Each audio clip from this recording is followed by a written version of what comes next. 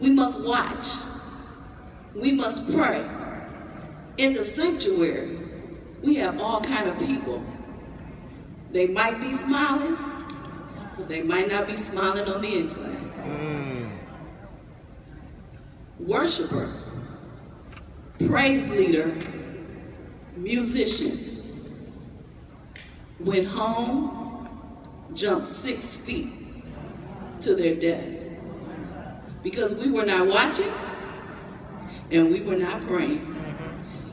In the church today, a subject that is rarely dealt with is depression. Depression, anxiety, and suicide are some of the toughest subjects to tackle from a saved person's perspective. Depression isn't a character defect, a spiritual defect, or an emotional dysfunction, and is sometimes unidentifiable. One of the most disturbing signs about depression is it's unpredictable. It can appear suddenly. Depressed people become really good at hiding symptoms. Some seem happy all the time. Sometimes in the church, beneath our smile, beneath our tears, beneath our shout, we secretly deal with depression. The fight is in our mind. If you allow the conversation that is going on between your ears to cause you to get distracted, it can be a determining factor. It can discourage you, and it can bring you to a very, very dark place. What we must understand is depression affects people in many different ways and on many different levels. You can have the blues. You have a bad day. You get up, you're sad, but you're able to perform your daily tasks, brush your teeth, comb your hair, go to work.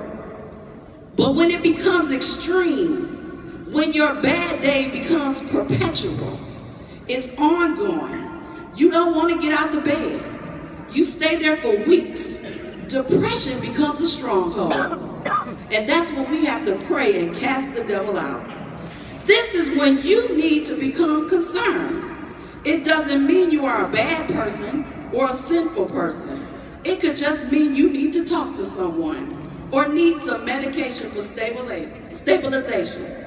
But by all means, don't get stuck. At this point, you need to raise your emotional intelligence. This is when you need to tell yourself you need to feel.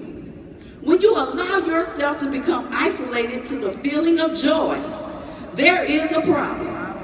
When you isolate, you're not calling anyone, you're staying in the bed, you're not eating, you're not taking care of your hygiene. This is not joy. You become weak and you lack strength because the joy of the Lord is your strength. We must watch, we must pray, because the joy of the Lord is our strength. And when the joy is sapped out, that's when you should be concerned. Amen.